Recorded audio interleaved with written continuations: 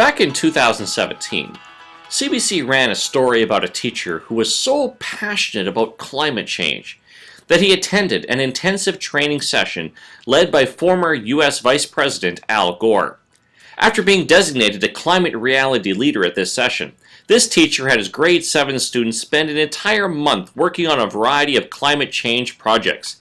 The unit culminated with a public event where students made presentations about how to stop climate change.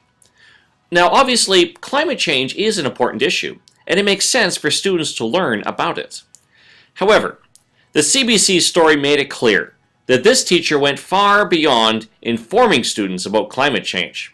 His climate change unit was designed to make his students take action that conformed to what he learned at his Al Gore Training Institute. That isn't education. It's indoctrination. What is the difference between education and indoctrination? Education informs students about the world around them, exposes them to multiple perspectives, and helps them make up their own minds about issues. Indoctrination is quite different. It provides students with heavily skewed information from one side, and ultimately leads students to one predetermined conclusion. Obviously, we want our schools to educate rather than indoctrinate. Unfortunately, indoctrination will happen more often if provincial curriculum guides continue to focus more on social justice than on learning a defined body of knowledge. Social justice appeals to a lot of teachers. It can be far more exciting to engage students in what seems to be an important social justice project than to painstakingly help them master basic curriculum content. However, there are no shortcuts where real learning is concerned. In order for students to become critical thinkers, they need to master a defined body of knowledge in a variety of subject areas. It cannot be assumed that students will naturally pick up the necessary knowledge while engaging in inquiry projects conducted within specific themes. For example, if students are going to grapple with major issues like climate change, they need to know a whole lot about meteorology. Much of this knowledge needs to come by direct instruction from the teacher. Otherwise, it won't be learned.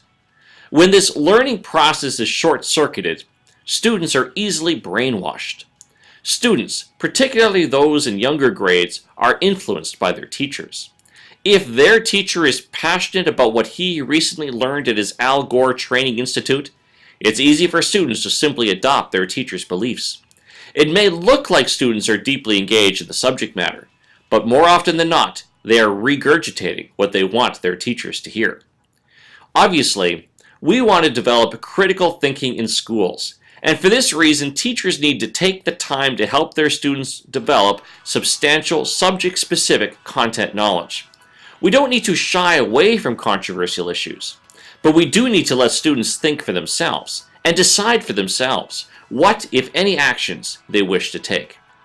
There is a world of difference between teaching students what to think and teaching them how to think.